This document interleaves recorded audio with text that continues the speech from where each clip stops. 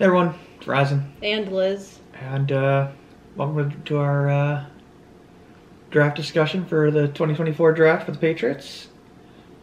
We couldn't do anything last year because, we had issues to deal with. But we're going to try to come back this year. This was a good draft, actually. Because for once they actually drafted based on need and not, best available player according to Belichick's world, which was always, what are you doing, player? Cole Strange, anyone?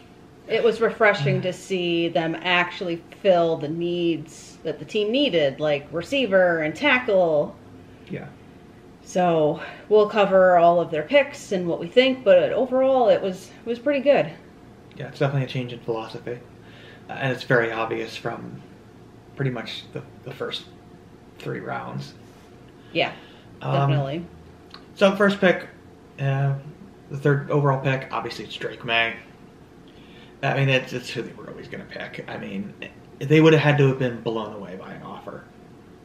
I think the only way they would have traded that is if, the Vikings would have had to offer Justin Jefferson and probably 2 first-round picks. And nobody made an offer that good. Nope. If this was Bill, he probably would have traded it. But anyway, it's the correct decision. Now, Drake May does need to be developed, so I don't know if he will start this year. The thing with Drake is that he has, May has terrible footwork right now, which leads to inaccuracy problems. But his upside is basically Josh Allen level. They've never had a quarterback as raw talented as Drake May. So, if he develops, ideally I'd probably sit him for the year, because you probably want to lose again this year so that you can get, maybe an actual number 1 receiver in the first round next year. Oh, but you can't say that you want to lose. Well, just ideally the best case scenario is you want to have hope for the future while also, putting yourself in a better position to win in the future. I don't think they're good enough to win the division or anything this year. They're definitely a better team than they were last year. Definitely. But, I don't want to throw Drake May out there behind a line that's not functional. But left tackle is really the big question mark here. And Cole Strange at guard. Anyway, Drake May is the right decision. Whether he starts or not, eventually he's the future. So hopefully he'll work out. Yep. He's certainly a lot more raw talented than Mac Jones ever was. And besides, we've already tried the safe, accurate quarterback, and it didn't work. So you might as well go with a guy that you can develop who has all the raw talents of a Josh Allen. Take a risk, yeah. So I think it's a great decision. Second round, 37th overall, they picked Jalen Polk. Probably the best receiver available unless you count A.D. Mitchell. But look, I know some people want him to take Mitchell. He went, 50, 51, 50? Pretty, yeah, around there. There's a reason for that, guys. The guy is lazy. He has medical issues that he doesn't take care of. He has behavioral, locker room issues. Yes, a locker room problem. The Colts are swearing that he doesn't because that's the team that picked him. Well, at 50, yeah, I get it. You might as well take the guy. But no, I wouldn't have taken him either. There's a reason why all these teams kept passing on him. He can end up being like an Albert Hainsworth type of guy, and that's not a good thing for any kind of player. Right. So, Jalen Polk was probably the best available receiver. I know he's not. Is he probably a number 1 receiver? No. But there wasn't a number 1 receiver left. And the Patriots, from what I heard, did try to trade into the first round.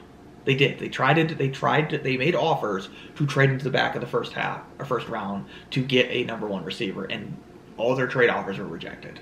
Interesting. So yeah, when they got their guy, and it came to 34, they traded back, got an extra pick in, was it the 4th? I think it was the 4th. And then they got, and they still ended up with the guy that they were looking at in Jalen Polk, who is a very versatile receiver, could be a wide receiver number 2, potential number 1, but given the way this team is built up, but probably a number 2 receiver, and they needed help at receiver, so I think it's good. And you got to move on from guys like Thornton, from Jalen Rager. I mean, maybe he sticks around as a return guy, but Juju has to go. Juju has to go. No questions. So, between KJ Osborne, Jalen Polk, Kendrick Bourne, and Demario Douglas, you got a decent receiver room now. Third round, 68th overall. They took tackle Caden Wallace. He is a right tackle, but they are believing he can play left tackle. He was definitely the best tackle available left. I don't think that's debatable. Could they have traded up to get, an actual left tackle that was better when that run started happening? Sure. Probably.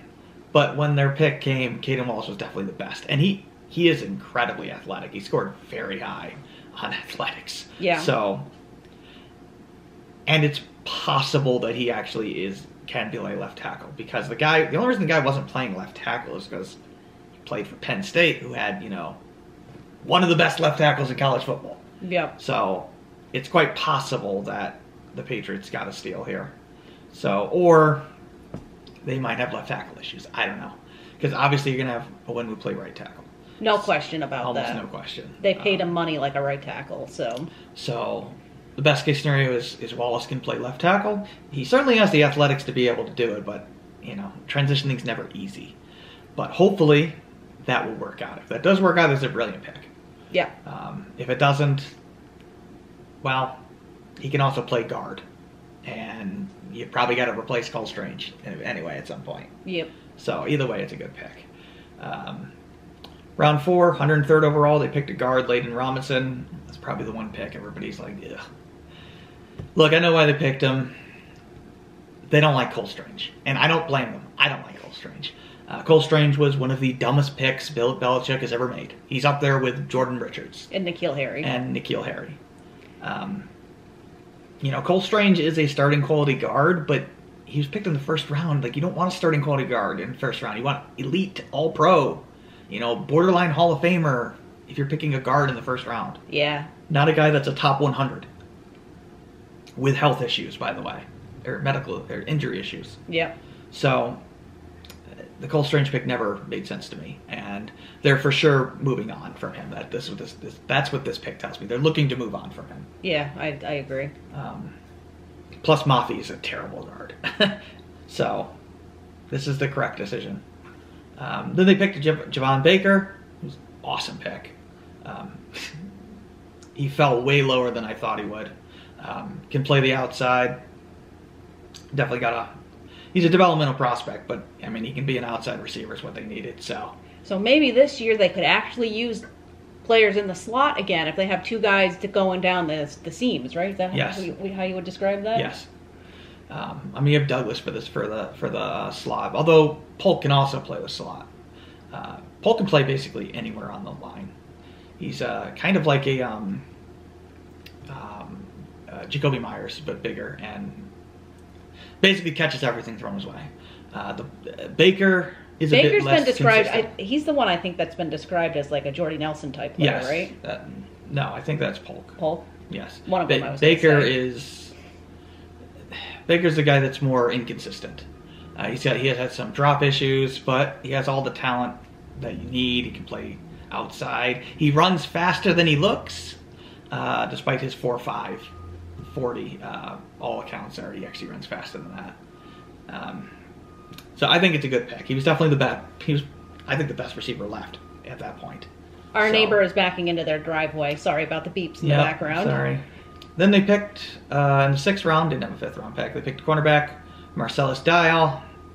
Dial it up. Yeah, you needed a depth corner, so it's a good pick. He's a depth corner. He'll probably make the team because they do need a depth corner. So another need they filled in there. And then they picked the surprise, which was Joe Milton at 193. Quarterback. With a bazooka as an arm. Pretty much has the best raw talent of any quarterback in the draft. Just has no accuracy at all. I mean, none. The guy couldn't hit the broadside of a barn. But theoretically, if you could somehow develop him, he could literally be one of the best quarterbacks in football. He just has no accuracy whatsoever. Footwork or anything. But guy can throw a 90-yard Hail Mary. It's nuts. So I think it's a good pick. There were rumors that maybe they were going to transition him to tight end because some scouts said he could play tight end, but I don't think that's going to happen now. I think that he's going to replace Zappy, and Yeah. Zappy's going to get Zappy's gone. traded or something, cut or something. Who would trade for him? I don't know. Somebody who's desperate. The guy's not a good quarterback. I don't know. Somebody might take him. They're going to get The Jaguars took Mac, so. Yeah, but Mac is more talent. I'm sorry. I'm sorry, Zappy fans. Mac is a better quarterback than Zappy. Even the numbers at the end of the year, Zappy was worse. Mac's good when he doesn't fall to stress and pressure. I mean, Mac just got ruined. Yeah. But he's definitely a better quarterback than Zappy. Final pick was tight end Jaheim Bell, who I'm shocked was still there. Guy was rated as a 5th-round prospect, and they got him in the 7th round, so why not? You needed a tight end because most of your tight ends are on 1-year deals, except for I think Hunter Henry they extended. But yeah, because they just re-signed him because he's the only guy they re-signed. I don't know. So I know the 2 guys they brought in have no Hooper, and they brought in another one. I don't know. But they're on 1-year deals. So, yeah, you got a developmental tight end who's very raw, but can be potentially a number 2 tight end. So, you need that. So, not going to be this year, but if he makes the roster, he can be a number 3 tight end. And he's been on the smaller side, so more of a receiving tight end. But I think it's a good pick. Yeah, so we looked back at their drafts over the past 6 years, and this one's pretty good. Yeah, they. I can't remember the last time they picked almost entire offense. I don't think it's ever happened. No. I don't think it ever happened in the Belichick era. So, Definitely not in the Belichick era. I mean, I give them a lot of credit. They looked at, hey, what's the problem with the team? Our offense sucks. So what do? We pick all offense. Except one. But you needed a depth corner, so I get that. I mean, if this was Belichick, let's be honest, he would have taken the corner.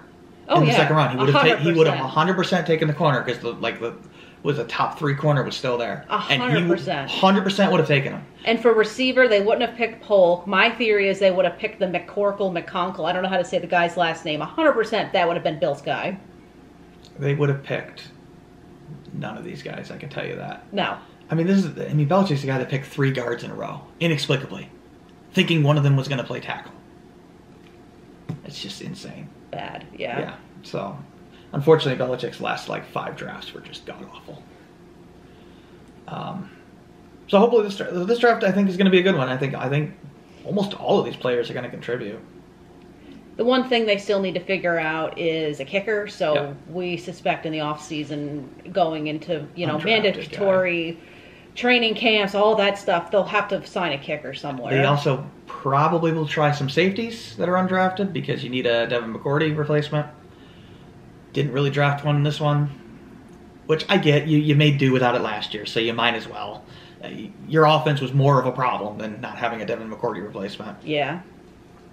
So they'll try some guys out for undrafted, I'd imagine, and they might try some punters too, but especially kicker, they're going to probably bring in some guys. They have to. No question. They have to. At least to give Ryland some competition. Right. He needs it badly. Yeah, so this is going to be a better team this year. I don't know if we're going to win any more games, but they're going to be more competitive, I think.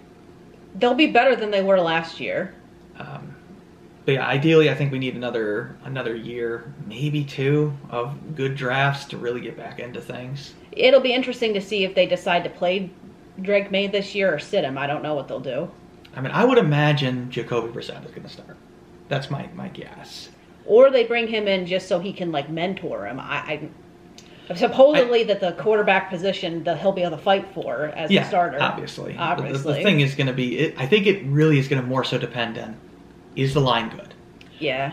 If the line is good, sure, you can throw Drake May out there. Why not? If the receiving core and the line is good. Sure, why not? If it's not, do you want to risk your quarterback getting ruined? Because I don't.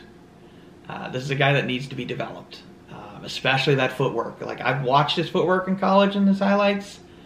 It's really bad. It's why he's inaccurate at times. I mean, he's not Joe Milton inaccurate, but the guy needs to work on his footwork. But that's fixable. All this stuff is fixable. He basically has the same problems Josh Allen had coming out of college.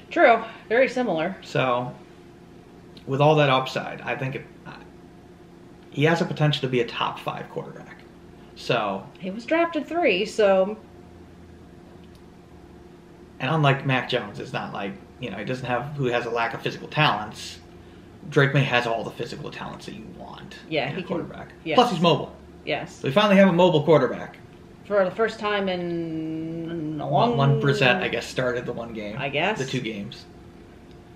So, overall, I think it's like an A- draft. I mean, outside of the guard, I'm happy with every other pick. Yeah, the second quarterback definitely surprised everybody, but I would agree. I think this has been one of the stronger drafts they've done. I like the second quarterback because you need a backup quarterback, It's funny. And, Brissett is there basically as the mentor, and I think you want 3 quarterbacks. Like, I think you want somebody backing. If you're not going to start Drake May, you want another guy backing up. Yeah. And the 2 are pretty similar as far as, cannon for arms and the physical talents. So I think it's a good decision. Well, that's really it. That will happen from now until training camp this summer in August. And then the schedule will come out in a couple weeks. So we'll know what their schedule will be. Yeah, we'll have to see which receivers they cut. Hopefully bye-bye Thornton. Bye-bye That Juju. won't happen for a while. I know, but they're not going to survive camp. No. We're going to try to go to camp this year if they have open practices on the weekends. I mean, Rager might squeeze in as a returner. I think so. Because to back up Marcus Jones, but that's like it. You got too many receivers now, so you got like 9 on the roster. You got to cut some. Yeah, a couple of the guys will be gone for sure. And I don't think they want to cut either Baker or Polk, obviously. All right. Well, it's Horizon. And Liz. Thanks for watching. We'll see you for the season.